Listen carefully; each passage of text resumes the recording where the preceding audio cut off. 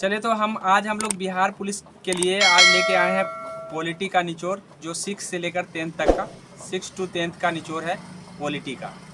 तो ये इसे अगर आप रिवाइज कर लेते हैं तो 100% है कि 4 से 5 पॉलिटी के सवाल जो है ना आपके हर एग्जाम में आ जाएंगे।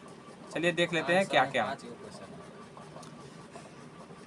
तो ज़्यादा से ज़्यादा एक विषय का कितना पूछा जाता है? 8 क्वेश्चन पूछा जाता है। 4-5 अगर आ रहा है तो बहुत आ रहा है। चलिए देख लीजिए। बोला है प्राचीनतम लोकतंत्र का प्रमाण कहाँ से मिले हैं? तो लिच्छवी गणतंत्र से मिले हैं, इस बात को ध्यान रखिएगा। और लिच्छवी गणतंत्र कहाँ पड़ता है? तो वैशाली में पड़ता है। बोला है लिच्छवी गणतंत्र किस नदी के तट पर बसा है? तो ये गंगा नदी के तट पर बसा है। फ्रांस में लोकतांत्रिक शासन करने कब डाली गई? मतलब लोकतांत्रिक शासन कब डाली गई? तो 1789। मतलब कहने का मतलब है अगर लिच्छवी गणतंत्र के बाद कहीं लोकतांत्रिक शासन आया तो फ्रांस में आया था। ये कहने का मतलब ये है, ठीक है। लोकतंत्र में क्या स्वतंत्रता दी गई है? तो लोकतंत्र में विचार, अभिव्यक्ति, संघ बनाने, उपासना, धर्म की स्वतंत्रता दी गई है, ठीक है। उसके बाद है नेपाल में लोकतंत्र कब बहाली हुआ? तो नेपाल में 2006 में लोकतंत्र की बहाली हुई है। डेमोक्रेसी किस भाषा के शब्द है? तो डेमोक्रेसी यूनानी भाषा का शब्द है। डेमोक्रेसी यूनानी भाषा से बना हुआ है। लोकतंत्र के कितने प्रकार है? तो लोकतंत्र के 2 प्रकार है, प्रत्यक्ष और अप्रत्यक्ष। अप्रत्यक्ष लोकतंत्र का उपकरण क्या है? तो अप्रत्यक्ष लोकतंत्र का उपकरण तथा यह कहाँ पाया जाता है? तो सॉरी, अप्रत्यक्ष नहीं होगा, प्रत्यक्ष लोकतंत्र होगा। प्रत्यक्ष लोकतंत्र के उपकरण जो है जनमत संग्रह है, आरंभन है, प्रत्यावर्तन है और लोक निर्णय है, ठीक है। इतना जो है ना अप्रत्यक्ष लोकतंत्र के उपकरण है। तो ऑप्शन में डायरेक्टली आया हुआ है कि अप्रत्यक्ष लोकतंत्र में क्या क्या नहीं होता है और क्या क्या नहीं होता है, ऐसे सवाल पूछे जाते हैं। तो क्या क्या होते हैं? जनमत संग्रह होता है, आरंभन होता है, प्रत्यावर्तन होता है और लोक निर्णय होता है। प्रत्यक्ष लोकतंत्र स्विट्जरलैंड में पाया जाता है। उसके बाद बोला है लोकतंत्र की सही विशेषता क्या है? एक व्यक्ति एक वोट एक मोल, ठीक है। ये ध्यान रखना है कि ये सही विशेषता है लोकतंत्र का। लोकतंत्र किन 2 शब्दों से बना है? तो डेमोस और प्लस क्रेसिया से बना हुआ है। डेमोस प्लस क्रेसिया से बने हुए। संविधान सभा के प्रथम बैठक कब हुई थी? तो संविधान सभा के प्रथम बैठक 9 दिसंबर 1946 को हुआ था। प्रारूप समिति का गठन कब हुआ था? तो 29 अगस्त 1947 को प्रारूप समिति का गठन हुआ था। इसके अध्यक्ष भीमराव अम्बेडकर को बनाए गए थे। प्रारूप समिति कब अपना रिपोर्ट सौंपा था? तो प्रारूप समिति अपना रिपोर्ट 4 नवंबर 1948 को सौंपा था। संविधान सभा कब लागू हो गया? तो 26 जनवरी 1950 को संविधान सभा लागू हो गया। प्रारूप समिति के अनुसार कितने अनुसूचियां बनाई गई? तो प्रारूप समिति के अनुसार जो है ना 8 ही अनुसूचियां बनाई गई है, लेकिन वर्तमान में 12 अनुसूची हमारे संविधान में है, अर्थात 4 संशोधन के जरिए किया गया है। उसके बाद बोला है संविधान सभा के अध्यक्ष पहली बार कौन बने? संविधान सभा के पहली बार अध्यक्ष जो है ना डॉक्टर राजेंद्र प्रसाद बने थे। किस संशोधन के द्वारा मौलिक कर्तव्य को जोड़ा गया? तो 42वां संविधान संशोधन 1976 के जरिए मौलिक कर्तव्य जोड़ा गया है। भारत में किस प्रकार की नागरिकता है? तो भारत में नागरिकता जो है ना एकल नागरिकता है, इस बात को ध्यान रखिएगा। भारत की नागरिकता एकल है। वोट देने का आयु क्या है? वोट देने की आयु 18 वर्ष है, अर्थात जब 18 वर्ष आप हो जाएंगे तभी आपको मतदाता सूची में नाम आएगा। प्रस्तावना में धर्मनिरपेक्ष को कब जोड़ा गया? तो धर्मनिरपेक्ष को 42वां संविधान संशोधन 1976 में जोड़ा गया। नेहरू रिपोर्ट कब तैयार हुआ? तो 1928 में नेहरू रिपोर्ट तैयार हुआ। उद्देश्य प्रस्ताव कब पेश किया गया? तो उद्देश्य प्रस्ताव जो है ना 13 दिसंबर 1940 को जवाहरलाल नेहरू के द्वारा उद्देश्य प्रस्ताव पेश किया गया, मतलब पेश किया गया, यहाँ पे होगा। आगे बोला है प्रारूप समिति के अध्यक्ष कौन बने थे? तो प्रारूप समिति जैसा कि हम बता ही दिए थे भीमराव अम्बेडकर बने थे। प्रथम आम चुनाव कब हुआ था? तो ये 42 नहीं 52 होगा, ठीक है। 1952 में होगा। इसको थोड़ा सुधार लीजिएगा जब आप लिखिएगा। बोला है कि भारत कुल निर्वाचित क्षेत्र के कितने निर्वाचित क्षेत्र में बांटा गया है? मतलब भारत में कै गो निर्वाचित क्षेत्र में बांटा गया? तो 543 निर्वाचित क्षेत्रों में भारत बटा हुआ है। भारत में अनुसूचित जाति के लिए कुल कितने सीट है? तो अनुसूचित जाति के लिए कुल 84 सीट है, आरक्षित है, ठीक है। उसके बाद है भारत में अनुसूचित जनजाति के लिए कुल कितने सीट है आरक्षित है? तो ये 47 सीट आरक्षित है। इसको होता EST हो गया और ESC हो गया, इस बात को ध्यान में रख लीजिए। SC के लिए 84 और ST के लिए 47। मतदाता के अनुसार चुनाव लड़ने का उम्र क्या होना चाहिए? ठीक है, तो 21 वर्ष होना चाहिए पंचायत में और विधानसभा में 25 वर्ष, ठीक है। विधानसभा में आपको कितना होना चाहिए? 25 वर्ष और पंचायत में 21 वर्ष।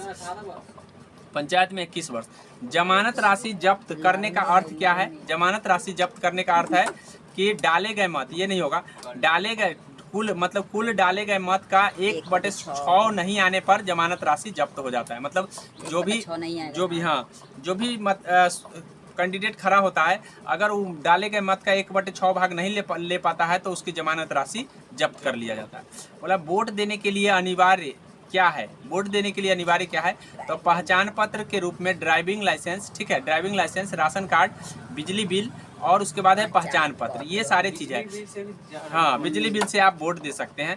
पहली बार इलेक्ट्रॉनिक वोटिंग मशीन का प्रयोग कब किया गया? तो पहली बार ईवीएम का प्रयोग 2004 में हुआ है, इस बात को ध्यान में रखिएगा। वर्तमान में कितने राष्ट्रीय राजनीतिक पार्टी है? तो वर्तमान में टोटल 6 राष्ट्रीय राजनीतिक पार्टी है। भारत के पहले चुनाव आयोग कौन थे? तो सुकुमार सेन, ठीक है, सुकुमार सेन थे। वर्तमान में चुनाव आयोग कौन है? तो राजीव कुमार है। 6 से 14 वर्ष तक के बच्चों के लिए प्राथमिक शिक्षा को मौलिक अधिकार की सूची कब डाल दिया गया? तो 2002 में। लेकिन यह लागू कब हुआ? 2010 में। इस बात को ध्यान रखिएगा, 2 तरह के प्रश्न आते हैं। अगर मान लीजिए कि लागू के बाद पूछता है तो 2010 आपका आंसर हो जाएगा। लेकिन अगर जैसे ही ये डाला कब गया सूची में? तो 2002 में। 86वां संविधान संशोधन जब हुआ था 86 नंबर का, तो उसी समय कर दिया गया था।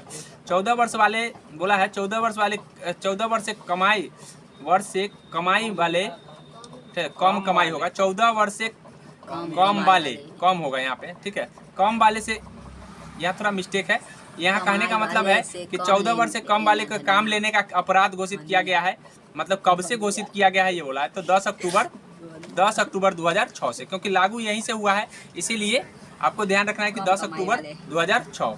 कार्यपालिका के प्रधान कौन होता है? तो कार्यपालिका के प्रधान राष्ट्रपति। लेकिन वास्तविक जैसे ही पूछ देगा तो आपका प्रधानमंत्री हो जाएगा। यहाँ पे बोला है वास्तविक प्रधान कौन होता है? तो प्रधानमंत्री होते हैं। शासकीय संस्था में कौन कौन आते हैं? मतलब कौन कौन शासक है? तो शासक संसद है, कार्यपालिका है और सर्वोच्च न्यायालय, ये सब शासक है। क्या है? शासक है। लोकतंत्र में अधिकतम लोकसभा में अधिकतम सदस्य की संख्या कितनी होती है? तो लोकसभा में अधिकतम सदस्य की संख्या 552 हो सकता है। मतलब ऐसे है कितना? 545 था अभी, लेकिन दूगों को मनोनीत वाला को हटा दिया गया है। 543 ही निर्वाचित होते हैं, 543, और हो कितने सकते हैं? तो 552। लोकसभा में वर्तमान में कितने सदस्य राज्य से आते हैं? तो राज्य से आते हैं 524। लोकसभा और 524 राज्य से आ गए, और उसके बाद 19 जो है ना केंद्र शासित प्रदेश से आता है। इस तरह से टोटल मिलाकर 543 है। लोकसभा और राज्यसभा के कार्यकाल क्या होता है? तो लोकसभा और राज्यसभा, तो लोकसभा का 5 वर्ष का होता है, जबकि राज्यसभा का कोई कार्यकाल नहीं है, ठीक है, राज्यसभा का कोई कार्यकाल नहीं है। इस बात को ध्यान रखिएगा। जनरली बच्चा क्या लगा के आएगा? 6 वर्ष, तो आधा अधूरा ज्ञान 6 वर्ष होता है, ठीक है। राज्यसभा के सदस्य का कार्यकाल पूछेगा तो 6 वर्ष होगा। राज्यसभा का कोई कार्यकाल नहीं है। राज्यसभा विघटन नहीं होता है क्योंकि वो एक अस्थायी सदन है। इस बात को भी ध्यान में रखेंगे, ठीक है। राज्यसभा के सदस्य का कार्यकाल कितने वर्ष का होता है? तो 6 वर्ष का होता है, ठीक है। उसके बाद बोला है राज्यसभा में अधिकतम कितने सदस्य हो सकते हैं? तो 250। अधिकतम कितने हो सकते हैं? 250। राज्यसभा में कितने सदस्य निर्वाचित होते हैं? तो निर्वाचित होने वाले की संख्या है 238। लोकसभा का कार्यकाल कब 6 वर्ष का हो गया था? तो 1976 में। 1976 में लोकसभा 6 वर्ष के कर दिए गए थे, लेकिन पुनः फिर से 5 वर्ष के हो गया।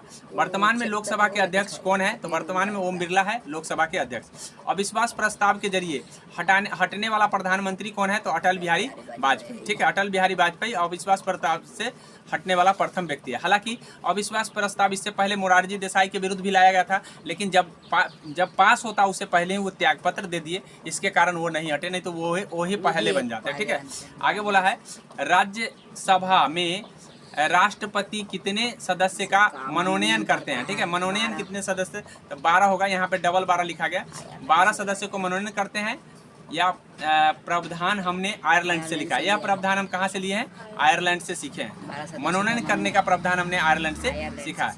राज्यसभा सदस्य बनने के लिए कितने उम्र होने चाहिए? तो 30 वर्ष होना चाहिए। राज्यसभा सदस्य बनने के लिए 30 वर्ष होना चाहिए। वही लोकसभा सदस्य बनने के लिए 25 वर्ष होना चाहिए। बैंक सेवा आयोग विधेयक एक बैंक सेवा आयोग विधेयक पर संयुक्त बैठक बुलाई गई थी। तो संयुक्त बैठक का मतलब है लोकसभा और राज्यसभा का अगर बात नहीं बनता है अलग अलग, तो दोनों एक जगह इकट्ठा होकर बैठते हैं, उसी को कहते हैं संयुक्त बैठक। तो ये कब बुलाए गए थे? तो 1978 में। किस पर? तो बैंक विधेयक पर, ठीक है, बैंक के लेकर के बुलाया गया था। धन विधेयक राज्यसभा को कितने दिन के अंदर सुझाव देना पड़ता है? 14 दिन के भीतर। अगर 14 दिन के भीतर अगर सुझाव नहीं देगा तो धन विधेयक अपने आप पास हो जाएगा लोकसभा के जरिए। किसके हस्ताक्षर पर कोई विधेयक अधिनियम बन जाता है? तो राष्ट्रपति जब तक साइन नहीं करते तब तक वो अधिनियम नहीं बनता, अर्थात राष्ट्रपति साइन किए अधिनियम बन गया, मतलब वो कानून बन गया। धन विधेयक कहाँ पेश किए जाते हैं? तो धन विधेयक लोकसभा में पेश किए जाते हैं, क्योंकि राज्यसभा का उसका अधिकार नहीं है। 14 दिन के अंदर माने चाहे न माने उसको पास करना ही पड़ेगा। राज्यसभा का पदेन सभापति कौन होता है? तो राज्यसभा का पदेन सभापति उपराष्ट्रपति होते हैं। विधायक कितने प्रकार के होते हैं? तो 2 प्रकार के विधायक होता है, एक होता है साधारण, एक होता है धन, अर्थात धन विधायक और साधारण विधायक।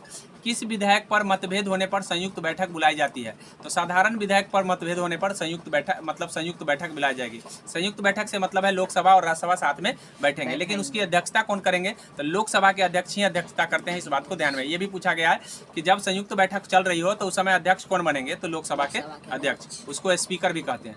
लोकसभा के अध्यक्ष और उपाध्यक्ष कौन चुनते हैं? तो लोकसभा के अध्यक्ष और उपाध्यक्ष लोकसभा सदस्य ही चुनते हैं, लोकसभा के सदस्य खुद चुनते हैं। भारतीय संसद में के 2 सदन कौन कौन है? तो निम्न सदन लोकसभा है और उच्च सदन राज्यसभा है। निम्न सदन लोकसभा है और उच्च सदन राज्यसभा है। संसद में लोकसभा, राज्यसभा और राष्ट्रपति आते हैं। संसद में कौन कौन आते हैं? संसद में आते हैं लोकसभा, राज्यसभा और राष्ट्रपति। जनता की प्रतिनिधि सभा कौन है? तो लोकसभा। जनता की प्रतिनिधि सभा कौन है? लोकसभा। राष्ट्रपति के लिए कितनी कितनी आयु जरूरी है? तो राष्ट्रपति के लिए आयु जरूरी है 35 वर्ष, मतलब राष्ट्रपति हो या राज्यपाल दोनों 35 वर्ष की उम्र में ही बन सकते हैं। उसके बाद बोला है राष्ट्रपति को कौन चुनता है? तो राष्ट्रपति को लोकसभा, राज्यसभा और मतलब जो निर्वाचित सदस्य वही चुनेंगे, लोकसभा और राज्यसभा। मनोनयन वाला नहीं भाग लेते हैं। उसके बाद साथ में विधानसभा के निर्वाचित सदस्य भी राष्ट्रपति के चुनाव में भाग लेते हैं, ठीक है। लोकसभा, राज्यसभा और विधानसभा के निर्वाचित सदस्य। राष्ट्रपति के निर्वाचन के लिए कौन कौन केंद्र शासित प्रदेश आते हैं? तो राष्ट्रपति के निर्वाचन के लिए जहाँ जहाँ विधानसभा है वहाँ के आते हैं। दिल्ली में है, पुदुचेरी में है और जम्मू कश्मीर में। यहाँ के विधानसभा में क्या है? यहाँ के विधानसभा में सीट है, जिसके कारण है कि राष्ट्रपति के चुनाव में वो भाग लेते हैं, क्योंकि यहाँ चुनाव होता है और जब चुनाव होगा तो स्वाभाविक है कि उनको भाग लेना पड़ेगा। उसके बाद है राष्ट्रपति का निर्वाचन किस विधि के द्वारा होता है? तो एकल सकर्मणीय मत प्रणाली के द्वारा राष्ट्रपति का चुनाव होता है। राष्ट्रपति को जिस प्रक्रिया द्वारा हटाया जाता है उसे क्या कहा जाता है? महाभियोग कहा जाता है, उसे महाभियोग कहा जाता है। राष्ट्रपति को कार्यकाल कितने वर्ष का होता है? तो 6। राष्ट्रपति का कार्यकाल 5 वर्ष का होगा, ये गलती लिखा गया, ठीक है। राष्ट्रपति का कार्यकाल 5 वर्ष का होता है, इस बात को ध्यान में रखिए। राष्ट्रपति को शपथ कौन दिलाता है? तो राष्ट्रपति का सर्वोच्च न्यायालय के मुख्य न्यायाधीश शपथ दिलाते हैं। राष्ट्रपति अपना त्यागपत्र किसे दे सकता है? तो राष्ट्रपति उपराष्ट्रपति को त्यागपत्र देते हैं। पहले राष्ट्रपति कौन थे? तो डॉक्टर राजेंद्र प्रसाद पहले राष्ट्रपति बने थे। पहले राष्ट्रपति प्रतिद्वंदी कौन बने थे? मतलब प्रतिद्वंदी मतलब इनके विरोध में कौन खड़ा हुए थे? तो केटी शाह इनके विरोध में, राजेंद्र प्रसाद के विरोध में खड़ा हुए थे। किस राष्ट्रपति को कोई प्रतिदिन भी नहीं हुए, सॉरी प्रतिद्वंदी होगा यहाँ पे थोड़ा सा मिस्टेक है, प्रतिद्वंदी समझ लीजिए, प्रतिद्वंदी नहीं हुए। तो नीलम संजीव रेड्डी निर्विरोध चुने गए थे, इसलिए इनके कोई प्रतिद्वंदी नहीं हुए। इस बात को ध्यान में रखिएगा। क्वेश्चन पूछने का तरीका अलग हो सकता है, इसलिए हमने क्वेश्चन यहाँ अलग ढंग से डाला है कि उनका प्रतिद्वंदी कौन नहीं हुआ? तो नीलम संजीव रेड्डी, क्योंकि ये निर्विरोध चुने गए थे। बोला है वर्तमान राष्ट्रपति द्रौपदी मुर्मू के प्रतिद्वंदी कौन थे? तो वर्तमान राष्ट्रपति द्रौपदी मुर्मू के प्रतिद्वंदी कौन थे? तो यहाँ पे मिस्टेक है, छूट गया है। आप याद रखिए यशवंत सिन्हा हुए थे। कौन हुए थे? यशवंत सिन्हा, ठीक है। यशवंत सिन्हा इनके प्रतिद्वंदी थे, मतलब इनके विरोध में खड़ा हुए थे। राष्ट्रपति कितने तरह का संकट का अधिकार है? मतलब राष्ट्रपति को कितने तरह का आपात घोषित करने का अधिकार है? तो 3 तरह का, ठीक है। 3 तरह के आपात घोषित कर सकता है। एक संवैधानिक, एक आर्थिक और एक होता है आपका संवैधानिक है, आर्थिक और एक राष्ट्रीय। हाँ, राष्ट्रीय, संवैधानिक और आर्थिक, 3 तरह के मतलब संकट वो घोषित कर सकते हैं, ठीक है। अभी तक बोला है पहले तरह का संकट कितनी बार घोषित हो चुका है, तो अर्थात राष्ट्रीय आपात कितने बार घोषित हो चुका है, तो 1962 में, 1971 में, 1975 में 3 बार अभी तक आपात घोषित हो चुका है। इस बात को ध्यान में रखिएगा। पूछा जाएगा कि पहली बार आपात कब घोषित किया गया राष्ट्रीय आपात, तो याद रखिएगा पहली बार राष्ट्रीय आपात 1962 में। लेकिन जैसे ही बोलेगा कि पहली बार वित्तीय आपात कब घोषित किया गया, तो वहाँ एक भी नहीं होता है, याद रखिएगा, क्योंकि एक भी बार वित्तीय आपात नहीं घोषित किया गया है। दूसरी तरह का संकट कहाँ लगाए जाते हैं, दूसरी तरह के संकट कहाँ लगाए जाते हैं, तो संवैधानिक संकट जो राज्य में लगाए जाते हैं। कहाँ लगाए जाते हैं? राज्य में। अगर राज्य का कोई संविधान सरकार नहीं बन पाता है तो उस समय संवैधानिक संकट आ जाता है। आगे बोला है आर्थिक संकट। आर्थिक संकट नहीं बोला, कौन सा अभी तक एक बार भी नहीं आया है, तो आर्थिक संकट अभी तक एक बार भी नहीं आया। आपातकालीन घोषणा की स्वीकृति कितने दिनों के अंदर मिल जानी चाहिए। मतलब कहने का मतलब अगर राष्ट्रपति आपातकाल की घोषणा कर देते हैं तो उसको संसद की स्वीकृति की जरूरत होती है, तो कितने दिनों के अंदर संसद को स्वीकार करना होगा, अन्यथा वो आपातकाल खत्म हो जाएगा। तो 30 दिनों के भीतर संसद को स्वीकार करना पड़ेगा। अगर 2/3 बहुमत से, कितने बहुमत से? 2/3। अगर 2/3 बहुमत से अगर स्वीकार नहीं करते हैं तो इसका मतलब है कि वो आपातकाल खत्म हो जाएगा, मतलब इमरजेंसी हट जाएगा, राष्ट्रपति अगर घोषित कर देते हैं तो। ठीक है, राष्ट्रपति कब संकट काल की घोषणा करते हैं? जब मंत्रिमंडल लिखित रूप से निर्णय भेज देते हैं, मतलब मंत्रिमंडल उनको लिखित रूप से निर्णय भेज देते हैं कि आप आपात लगा दीजिए, तब उस परिस्थिति में राष्ट्रपति क्या करते हैं? आपात घोषित कर देते हैं। राष्ट्रपति कब राष्ट्रीय संकट घोषित कर सकते हैं? तो सशस्त्र विद्रोह के समय कर सकते हैं। उस समय सशस्त्र विद्रोह जब होगा तो उस परिस्थिति में राष्ट्रपति आपात घोषित कर देंगे। वर्तमान में उपराष्ट्रपति कौन है? तो वर्तमान में उपराष्ट्रपति आपका है, उपराष्ट्रपति कौन है यहाँ पे नहीं दिया गया। वर्तमान में है जगदीप धनखड़ है उपराष्ट्रपति। ठीक है, वर्तमान में उपराष्ट्रपति कौन है? तो जगदीप धनखड़। लोकसभा अधिवेशन बुलाने का काम किसका है? तो लोकसभा अधिवेशन बुलाने का काम जो है ना राष्ट्रपति का है। संयुक्त अधिवेशन बुलाने का काम भी राष्ट्रपति का है, लेकिन संयुक्त अधिवेशन की अध्यक्षता करने का काम किसका है? लोकसभा स्पीकर का। इस बात को ध्यान रखें। कानून में ध्यान रखेंगे, कानून में संशोधन का अधिकार किसके पास है? तो कानून में संशोधन का अधिकार संसद को है, कानून संशोधन वो कर सकते हैं।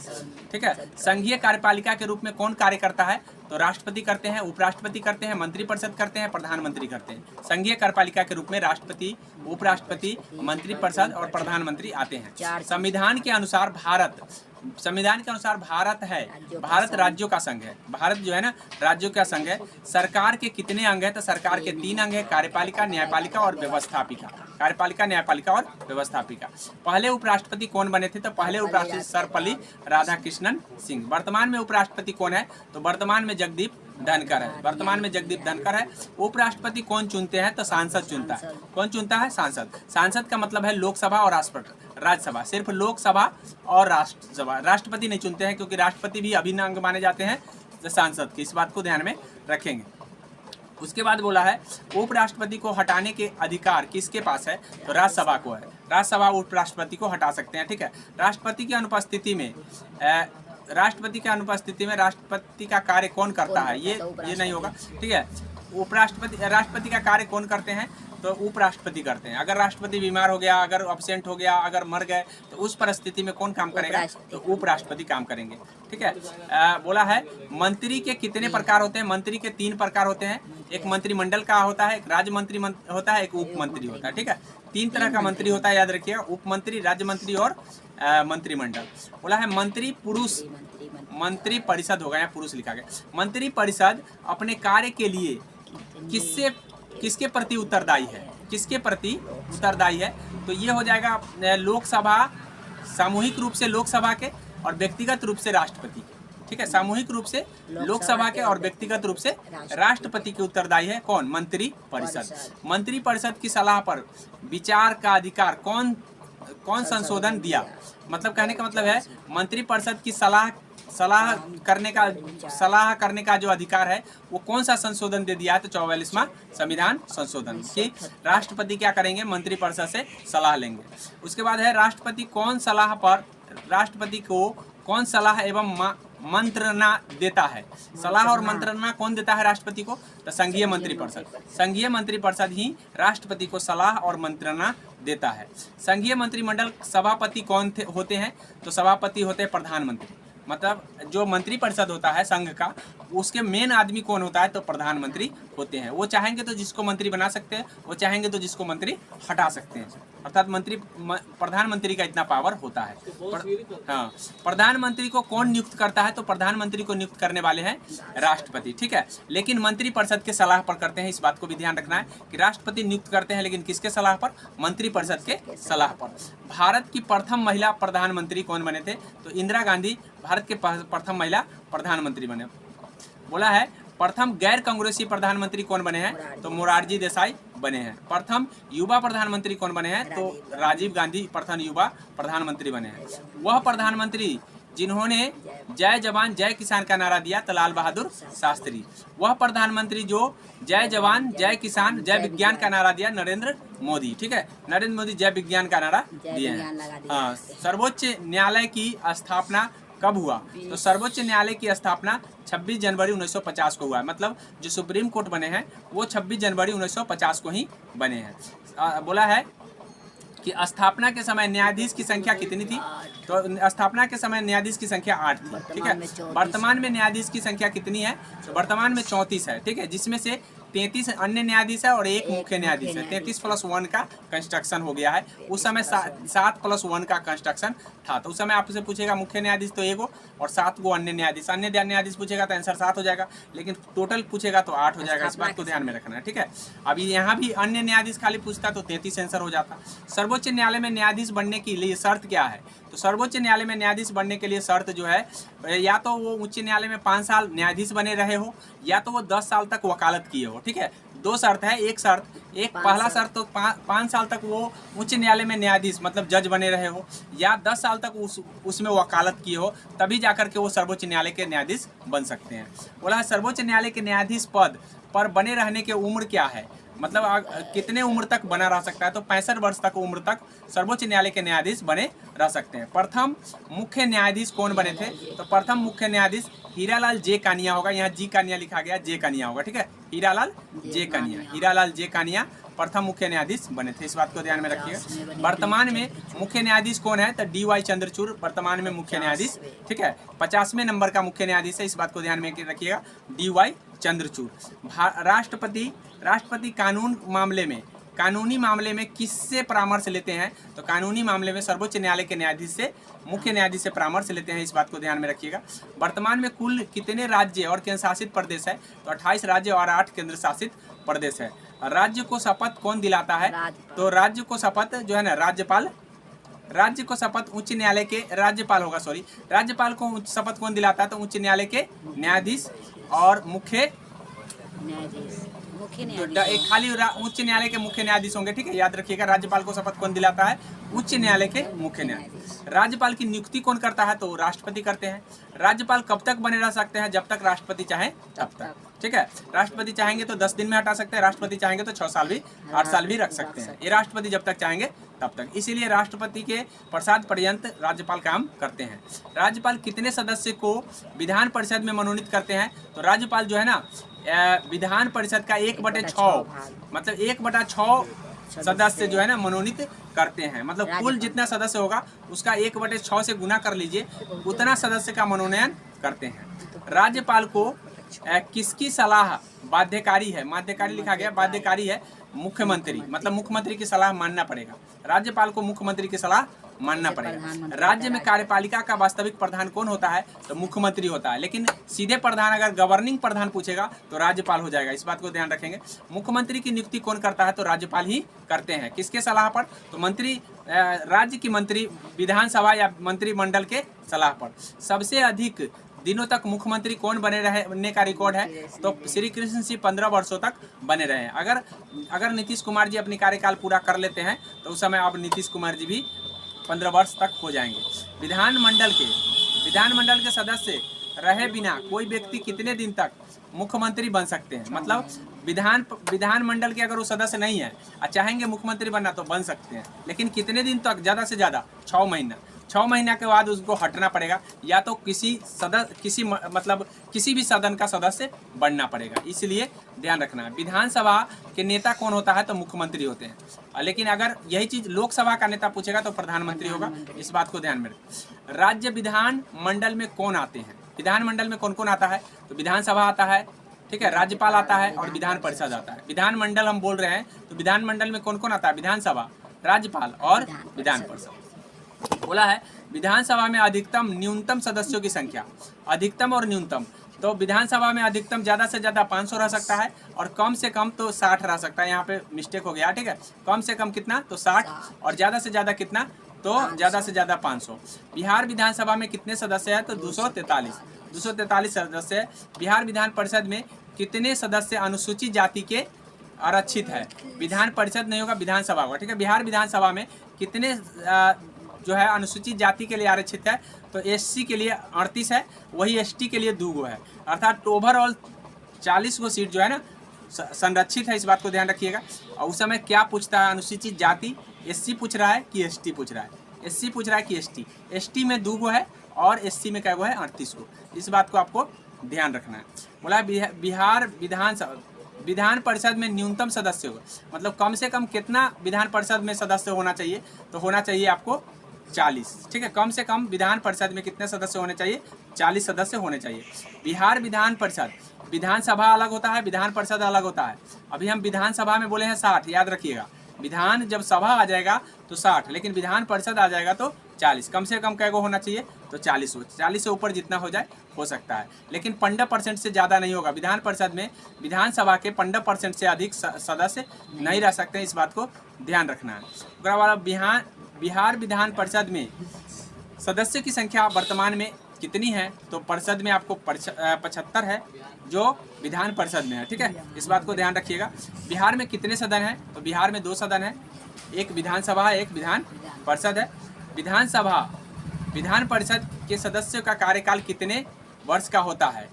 तो बिहार का जो विधानसभा है, विधानसभा के सदस्य का कार्यकाल 5 वर्ष का होता है, इस बात को ध्यान रखिएगा।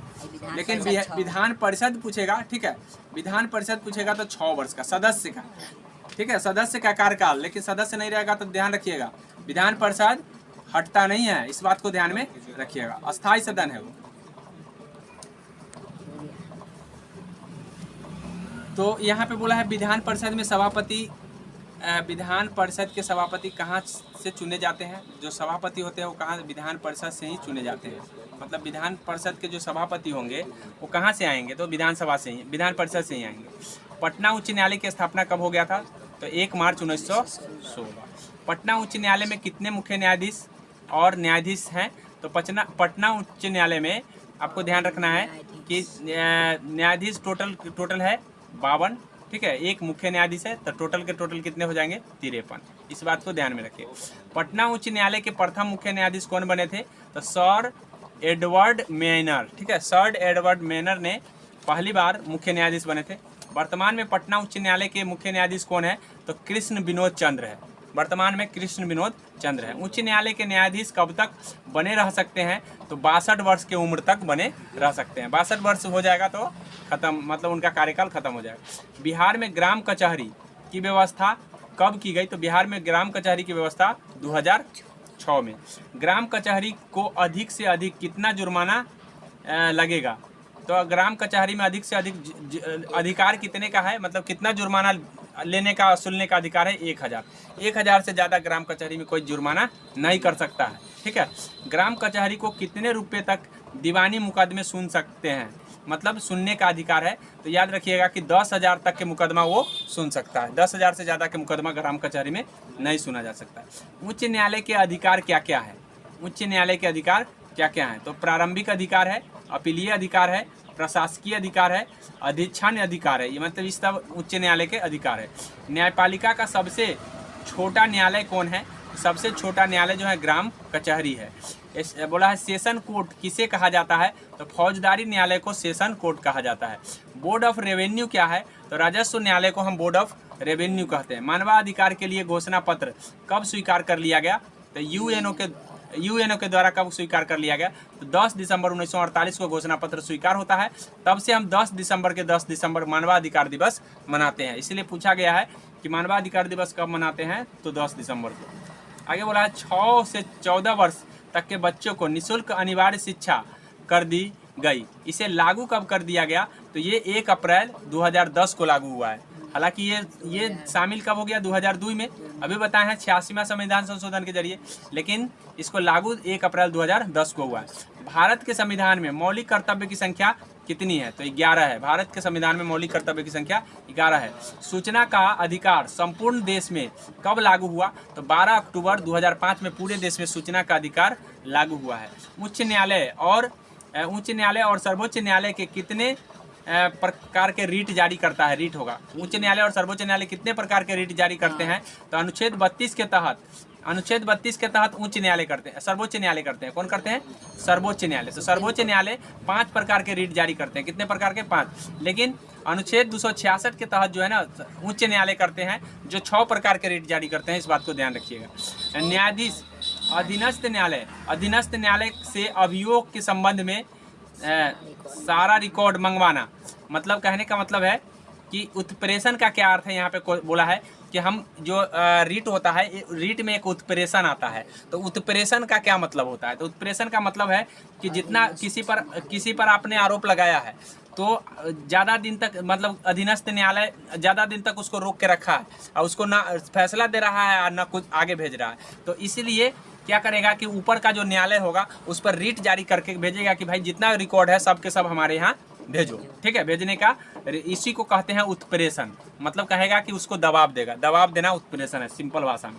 बोला है अधिकार परीक्षा, एक अधिकार परीक्षा रीट होता है, परीक्षा। तो अधिकार परीक्षा का क्या मतलब है? इसका मतलब है नियुक्ति सही नहीं होने पर न्यायालय रोक लगाता है। मतलब मान लो कि किसी को धांधली से नियुक्ति कर दिया, तो न्यायालय उस पर क्या करेगा? रीट जारी करके कहेगा तुम ऐसा नहीं कर सकते हो, और रोक लगा देगा। क्या कर देगा? रोक लगा देगा। एक बंदी प्रतीक्षाकरण रीट होता है, ये भी रीटे है। तो गलत ढंग से किसी को गिरफ्तार कर लिया गया है, तो न्यायालय कहेगा जल्दी हमारे यहाँ लाओ, अगर तुम उसको गिरफ्तार किए हो हम उसका सुनवाई करेंगे। तो इस तरह का रीट जारी होता है। 3 रीट हमें बता दिए, 5 रीट टोटल जारी किए जाते हैं। लिच्छवी गणतंत्र कहाँ थी? तो वैशाली में थी, बता चुके हैं। विधि के शासन का क्या अर्थ है? तो विधि के शासन का अर्थ है कानून के समक्ष समानता और संरक्षण। बोला है दक्षिण अफ्रीका के पहले अश्वेत राष्ट्रपति कौन बने थे? Nelson Mandela. याद रखिएगा, अश्वेत पूछेगा तो नेल्सन मंडेला। भारत में ईस्ट इंडिया कंपनी का शासन कब अंत हो गया? भारत में ईस्ट इंडिया कंपनी का शासन कब अंत हो गया? तो 1858 में। जैसा कि पता है क्राउन का शासन यहाँ से हो जाता है। ठीक है, लेकिन ऑप्शन में डायरेक्टली 1947 भी रहेगा उस समय, याद रखिएगा। तो बच्चा बहुत ये सोच लेगा कि हमारा देश आज़ाद हुआ है 1947 में, तो यही लगा देगा। इसलिए ईस्ट इंडिया कंपनी होता है, क्राउन नहीं होता। ठीक है, चुनाव चिन्ह आवंटन कौन करता है? तो चुनाव चिन्ह निर्वाचन आयोग आवंटन करते हैं। मुख्य निर्वाचन आयोग की नियुक्ति कौन करता है? तो राष्ट्रपति करते हैं। कौन करते हैं? राष्ट्रपति। भारतीय संविधान का स्वरूप कैसा है? तो भारतीय संविधान का स्वरूप संघात्मक है। कैसा है? संघात्मक है। भारत में कैसा राज्य है? भारत एक कैसा राज्य है? भारत कल्याणकारी राज्य है। भारत कैसा है? कल्याणकारी राज्य। भारत कैसा राज्य है? तो भारत कल्याणकारी राज्य है। ठीक है, संविधान संशोधन विधेयक पारित होने का शर्त, यहाँ शर्त होगा। क्या शर्त है? तो संविधान संशोधन विधेयक पारित होने का शर्त है कि लोकसभा राज्यसभा 2/3 बहुमत से अगर करते हैं, 2/3 बहुमत से स्वीकृति करते हैं, तभी जाकर के संविधान संशोधन विधेयक पारित हो जाता है। अध्यादेश जारी कौन करता है? तो अध्यादेश राष्ट्रपति जारी करते हैं। संघात्मक व्यवस्था न्यायपालिका कैसी होती है? तो एकहरी होती है। संघात्मक व्यवस्था में न्यायपालिका कैसी होती है? एकहरी। ठीक है, बोला सर्वोच्च न्यायालय के न्यायाधीश की नियुक्ति कौन करता है? तो न्यायाधीश की नियुक्ति राष्ट्रपति मुख्य न्यायाधीश की सलाह से करते हैं। राष्ट्रपति करता है, लेकिन किसके सलाह से लेते हैं? मुख्य न्यायाधीश। मतलब मेन न्यायाधीश है, उनके सलाह के बिना राष्ट्रपति जो है ना नहीं कर सकते हैं सर्वोच्च न्यायालय के मुख्य न्यायाधीश की नियुक्ति। बोला है न्यायाधीश के पद को कौन हटा सकता है? मतलब न्यायाधीश को पद से कौन हटा सकते हैं? तो संसद के दोनों सदनों के प्रस्ताव पारित कर राष्ट्रपति द्वारा हटाए जाते हैं। मतलब मुख्य न्यायाधीश जो है, मुख्य न्यायाधीश को कौन हटा सकता है पद से? न्यायाधीश को, सर्वोच्च न्यायालय के न्यायाधीश को कौन हटा सकता है? तो संसद के दोनों सदनों द्वारा पारित करके ही हटाया जा सकता है।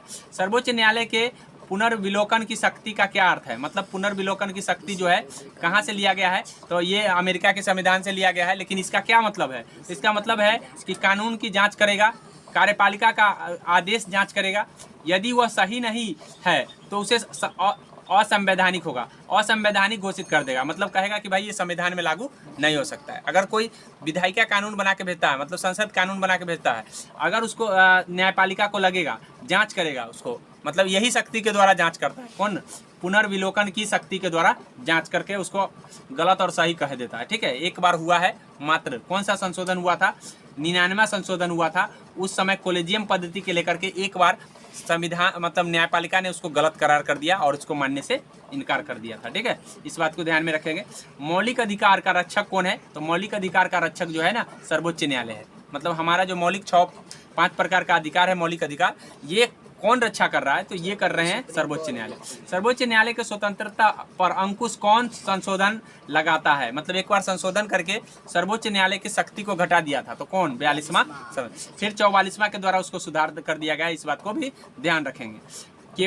केवल विधानसभा में प्रस्तुत होने वाले विधेयक कौन कौन है, तो धन विधेयक सिर्फ विधानसभा में ही पेश होते हैं, या लोकसभा, अगर देश के है तो लोकसभा, अगर राज्य के है तो विधानसभा, ये ध्यान रखिएगा। राज्य न्याय प्रशासन के शीर्ष पर कौन होता है, तो राज्य न्याय प्रशासन के शीर्ष पर उच्च न्यायालय है, मतलब राज्य में सबसे ऊपर कौन है, उच्च न्यायालय। जिला सेशन जज की नियुक्ति कौन करता है, तो राज्य सरकार करता है। जिला सेशन जज की नियुक्ति कौन करता है, राज्य सरकार। भारत का संविधान राज्य के नागरिकों को कितने मौलिक अधिकार प्रदान करता है, तो भारत का संविधान जो है 6 प्रकार के मौलिक अधिकार प्रदान करते हैं। बोला है क्या है, हाँ सत्ता होगा। सत्ता के अधिकार के अंतर्गत कौन समानताएं आती है, मतलब कौन समानताएं आती है, तो कानून के नज़र में यहाँ सत्ता नहीं, समता होगा, क्या होगा, समता के अधिकार 14 से लेकर 18 तक है, जैसा कि आपको पता है। तो बोला है कि कौन समानता होता है, तो कानून के नज़र में समानता, ठीक है, और भेदभाव का अंत। ठीक है, भेदभाव का अंत, समता के अधिकार आता है ना, भेदभाव का अंत। अस्पृश्यता जो है ना, जो 17 का दिया है, वो भेदभाव का अंत कर रहा है, क्या कर रहा है, भेदभाव का अंत। ठीक है, इस बात को ध्यान में रखेंगे। उसके बाद है उपचारों के अधिकार में क्या क्या अर्थ है। एक उपचारों के अधिकार होता है जो रीट में हम चौथा रीट बता रहे हैं। ठीक है, चौथा रीट जो है उपचारों का अधिकार, इसमें मौलिक अधिकारों का न्यायालय द्वारा संरक्षित किया जाता है, मौलिक अधिकारों को न्यायालय द्वारा संरक्षित किया जाता है। तो यहीं पे हम अपना वीडियो एंड करते हैं। अभी एक पार्ट और आएगा पॉलिटी का, क्योंकि टाइम ज़्यादा हो जाने के कारण हम नहीं बना पा रहे। भारत की वित्तीय राजधानी कहाँ है, तो भारत की वित्तीय राजधानी मुंबई में पड़ता है। इस बात को आपको पता होना चाहिए कि भारत का जो राजधानी है ऐसे दिल्ली है, लेकिन वित्तीय राजधानी पूछेगा तो मुंबई। भारत की संस्कृति में सामाजिक भिन्नता का मुख्य कारण क्या है, मतलब भारत की संस्कृति जो है ना समाज से थोड़ा भिन्न है। इसका रीजन है जाति, भाषा और धर्म। भारत में जो है ना जाति, भाषा और धर्म अलग अलग लोग हैं, स्वाभाविक है, इसीलिए सामाजिक भिन्नता पाया जाता है। संविधान के अनुच्छेद 15 के तहत क्या उल्लेख है, धर्म, वंश, जाति के आधार पर भेदभाव रोकना। मतलब अनुच्छेद 15 हमको रोकता है, किस लिए, तो कहता है कि धर्म, जाति और जाति के आधार पर आप भेदभाव नहीं कर सकते हैं। ठीक है, हिंदुओं में वर्ण व्यवस्था में सबसे ऊपर माना जाता है, मतलब हिंदू में सबसे वर्ण व्यवस्था में सबसे ऊपर कौन है, तो ब्राह्मण है। सर्वप्रथम 1918 में महिलाओं को वोट देने का अधिकार कहाँ दिया गया, महिला को सबसे पहले इंग्लैंड में 1918 में वोट दिया गया। संघ राज्य की विशेषता क्या है, तो लिखित संविधान, शक्तियों का विभाजन, सर्वोच्च न्यायपालिका। मतलब एक तो लिखित संविधान होना चाहिए। तो आपको एग्जाम में जब जाइएगा तो उस समय आपको ये ऑप्शन रट लीजिए, क्योंकि उस समय पूछेगा क्या नहीं है, तो ऐसा नहीं कि ये वो ऑप्शन पढ़े आप लगा लीजिएगा। ठीक है, लिखित संविधान है संघ राज्य का। ठीक है, उसके बाद है शक्तियों का विभाजन होता है और सर्वोच्च न्यायपालिका इसमें होता है। इस बात को ध्यान में रखिएगा। संघ सरकार का उदाहरण है, संघ सरकार का उदाहरण अमेरिका है, अमेरिका में संघ सरकार है। ठीक है, भारत में संघ और राज्य के अधिकारों का विभाजन किस सूची में हुआ है, मतलब कौन सी सूची में संघ और राज्य का बंटवारा हुआ है, तो संघ सूची, राज्य सूची और समवर्ती सूची, मतलब यहाँ पे बंटवारा किया गया है, संघ सूची, राज्य सूची और समवर्ती सूची। संविधान का उद्देश्य क्या है, तो संविधान का उद्देश्य है राष्ट्रीय एकता, अखंडता को बनाए रखना। मेन संविधान का उद्देश्य क्या है, उद्देश्य राष्ट्रीय एकता, अखंडता को बनाए रखना। भारत में संघर्ष का, टकराव का कारण क्या हो सकता है, तो भारत में अगर कोई संघर्ष कर रहा है तो इसका मेन कारण क्षेत्र होगा, भाषा होगा, धर्म होगा। क्षेत्र के आधार पर लोग लड़ लेते हैं, भाषा के आधार पर लड़ लेते हैं और धर्म के आधार पर लड़ लेते हैं। बोला है लोकतंत्र का मूल आधार क्या है, लोकतंत्र का मूल आधार है सत्ता होगा, यहाँ पे सट्टा लिखा गया, सत्ता का विकेंद्रीकरण। सत्ता का विकेंद्रीकरण का मतलब होता है सत्ता का बंटवारा। हमारे लोकतंत्र में सत्ता को बांट दिया गया है, मतलब सबके पावर अलग अलग बांट दिए गए हैं। ये सबसे मूल आधार माना जाता है। लोकतंत्र की विशेषता क्या है?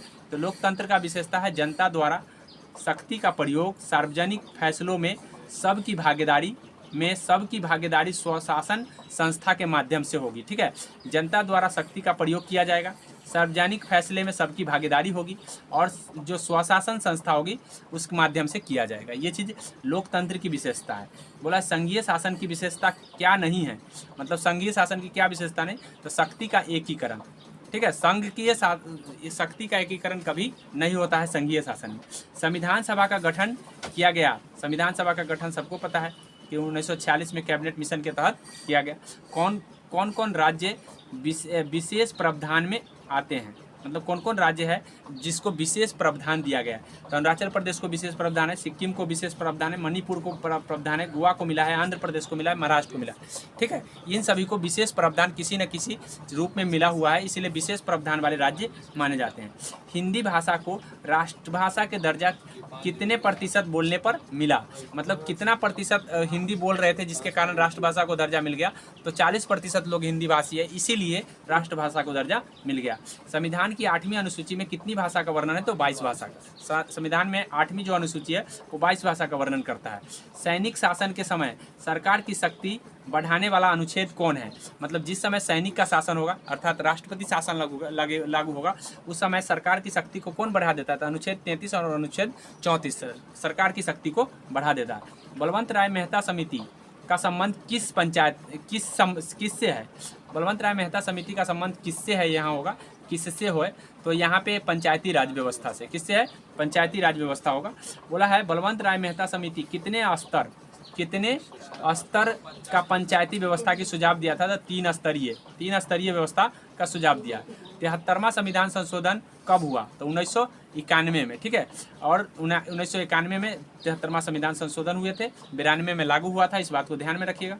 पंचायती राज अधिनियम किस भाग और किस अनुच्छेद में है? तो पंचायती राज अधिनियम जो पंचायत का वर्णन है भाग 9 में है और अनुच्छेद 243 में है, इस बात को ध्यान रखेंगे। किस संशोधन के तहत 11वां सूची जोड़ी गई है? मतलब 11 नंबर का सूची 73वां संविधान संशोधन के जरिए जोड़ा गया था। पहले जो है ना 8 अनुसूची हुआ करता था, लेकिन धीरे धीरे जोड़ करके 12 बनाया गया है। तो 11 नंबर का सूची जो है ना 73वां संविधान संशोधन से जुड़ा है। बोला कितनी आबादी पर पंचायत होना जरूरी है? मतलब कितना आबादी अगर हो जाएगा तो वहाँ एक पंचायत बन जाना चाहिए। 7000 आबादी पर एक पंचायत होना जरूरी है। पंचायती राज अधिनियम 2006 के तहत महिला को आरक्षण कितना प्रतिशत बिहार में मिला हुआ है? तो बिहार छूट गया है, यहाँ बिहार में होगा 50% महिला है, लेकिन अगर देश में किया जाए तो 33.3 मतलब 33% लगभग मान के चलिए कि 33% मिला हुआ है। ग्राम पंचायत का क्या कार्य है? तो ग्राम पंचायत का कार्य है विपदा में सहायता, समुदाय कार्य, सहयोग, बजट योजना, ये सब ग्राम पंचायत का कार्य है। बोला है पंचायत चुनाव कराना किसका काम है? तो राज्य निर्वाचन आयोग कराते हैं। ठीक है, देश के निर्वाचन आयोग नहीं कराते, राज्य के निर्वाचन आयोग पंचायत चुनाव करवाते हैं। बोला है ग्राम पंचायत के अंग कौन कौन है? तो ग्राम सभा है, मुखिया है और दलपति है। ठीक है, दलपति है, ये है ग्राम पंचायत के अंग।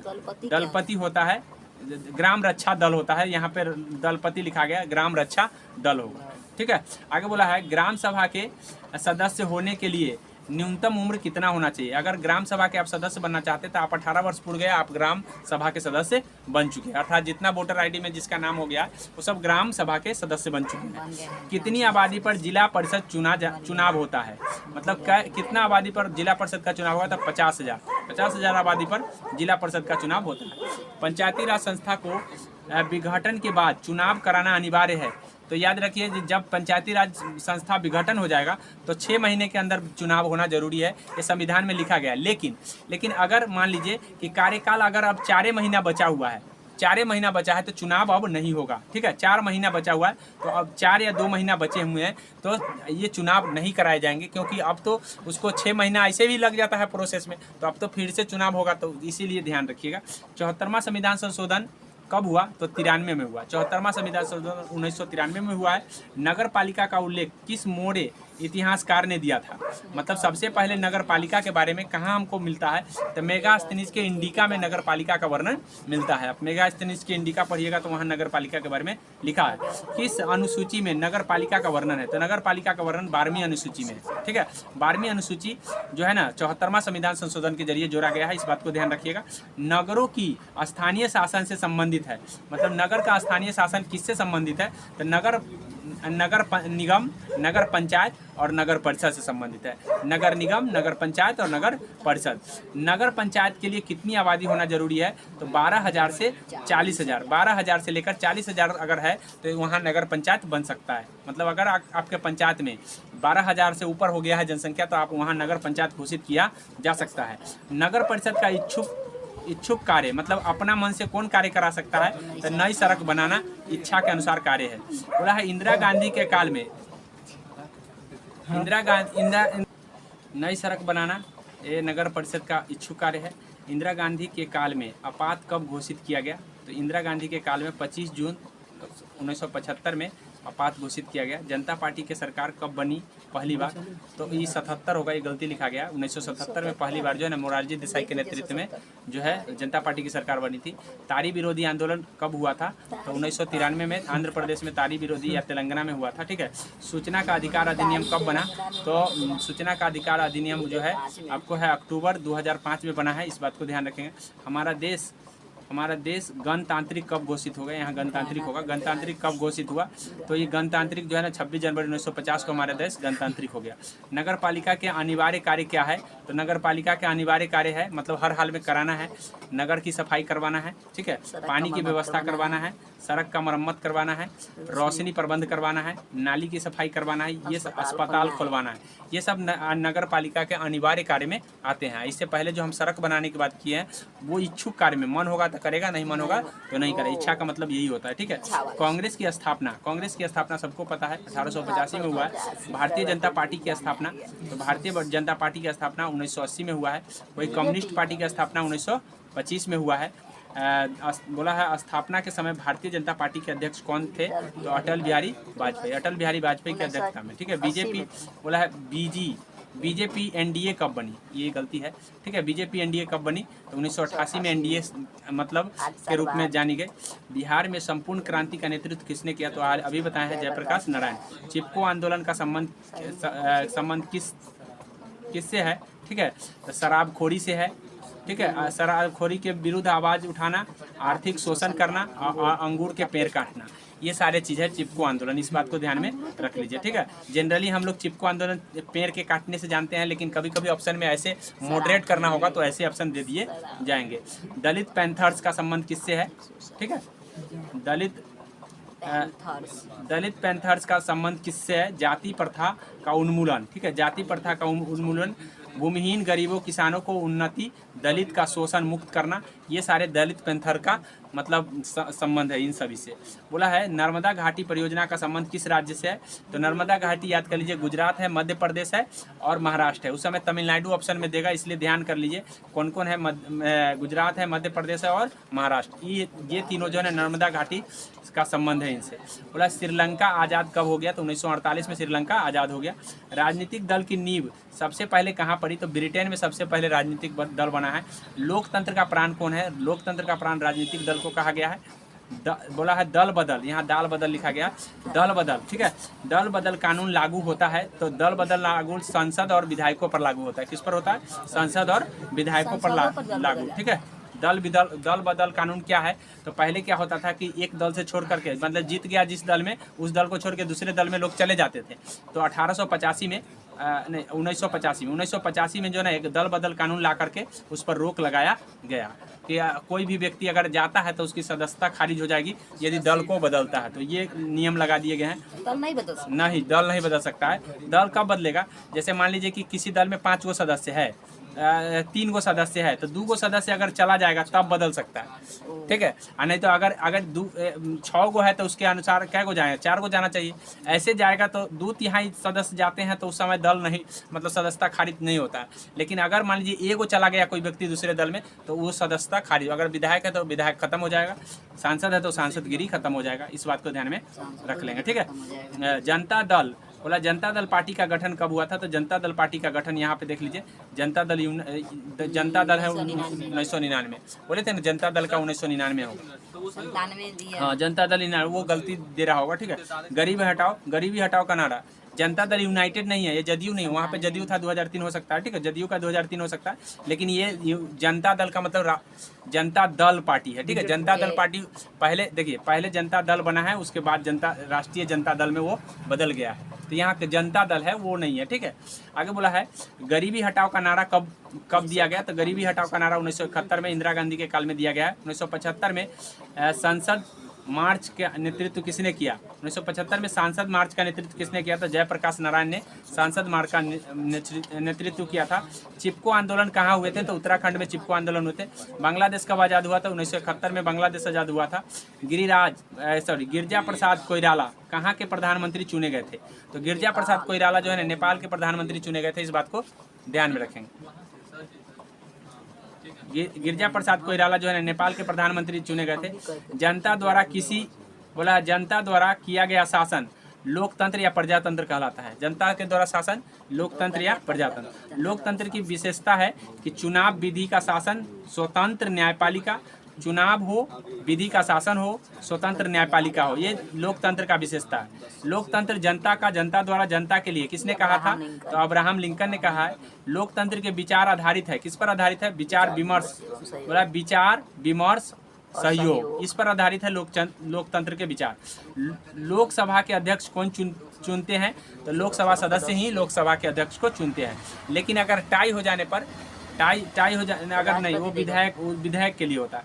भारत के लोकतंत्र प्रभावित होता है, तो भारत का जो लोकतंत्र है किससे प्रभावित है, तो ब्रिटेन से प्रभावित है, अमेरिका से, जो कि आज ही बताए हैं, जर्मनी से, फ्रांस से, आयरलैंड से, दक्षिण अफ्रीका से, कनाडा से, ठीक है। भारत का शासन अधिनियम 1935 से, इन सभी से भारत का लोकतंत्र प्रभावित है। भारतीय लोकतंत्र ने लिखित संविधान अपनाया है, तो 26 नवंबर 1949 को, ठीक है, 26 नवंबर 1949 को। लोकतंत्र की सफलता किस पर निर्भर करता है, तो नागरिक की सहभागिता पर लोकतंत्र की सफलता निर्भर करता है। ब्रिटेन, कनाडा, ऑस्ट्रेलिया, न्यूजीलैंड के राष्ट्रीय अध्यक्ष होते हैं ब्रिटेन, कनाडा, हाँ, रबर स्टैंप कहा जाता है इसको, ठीक है, रबर स्टैंप कहा जाता है। ब्रिटेन, कनाडा, ऑस्ट्रेलिया, न्यूजीलैंड के राष्ट्रीय अध्यक्ष को रबर स्टैंप के नाम से जाना जाता है। भारतीय लोकतंत्र के कितने अंग हैं, तो भारतीय लोकतंत्र के 3 अंग हैं, कार्यपालिका, विधायिका और एक होगा न्यायपालिका। यहाँ पे छूट गया है, 3 अंग है, नेपाल लिखा गया है, न्यायपालिका होगा, ठीक है। बोला है आंग सान सू की का संबंध किस देश से है, तो आंग सान सू की म्यांमार की राष्ट्रीय नेता है, राष्ट्रवादी नेता है, इस बात को ध्यान रखिएगा। कम्युनिस्ट पार्टी की सरकार कहाँ है, तो कम्युनिस्ट पार्टी की सरकार चीन में है, और चीन में एक दलीय व्यवस्था, इस बात को ध्यान रखें, खाली एक ही पार्टी की सरकार है, कम्युनिस्ट पार्टी, इस बात को ध्यान रखेंगे। सर्वप्रथम लिखित संविधान का निर्माण किसने किया था, तो अमेरिका ने सर्वप्रथम लिखित संविधान का निर्माण किया था। किसने तानाशाही को लोकतंत्र का बेहतर माना है, लोकतंत्र से बेहतर मानने वाला किसने, ठीक है। तो आर्थिक वृद्धि जो है ना, आर्थिक वृद्धि के लिए जो है ना, तानाशाही को ही लोकतंत्र से बेहतर, अगर आर्थिक वृद्धि करना है तो आपको तानाशाही सबसे अच्छा होगा, ठीक है। ज़्यादा तानाशाही में आर्थिक वृद्धि हो जाता है, लोकतंत्र से अच्छा माना जाता है। किस देश में लोकतंत्र से ज़्यादा तानाशाही पसंद है, तो पाकिस्तान में लोकतंत्र से ज़्यादा तानाशाही पसंद है। किस देश में अब तक लोकतंत्र नहीं है, तो पाकिस्तान में अब तक लोकतंत्र नहीं है। कितनी आबादी पर 5 पंच की व्यवस्था होता है, तो 500 वाली आबादी पर एक पंच होता है, ठीक है, एक पंच। कितनी आबादी पर पंचायत समिति बनते हैं, तो 5000 आबादी पर पंचायत समिति बनते हैं। तो यहीं पे हम पूरा का पूरा हमने पॉलिटी कराने का प्रयास किया है। अगर ये पॉलिटी आप देख के जाते हैं तो लगभग 3 से 4 क्वेश्चन आपको एग्जाम में देखने को मिल सकता है।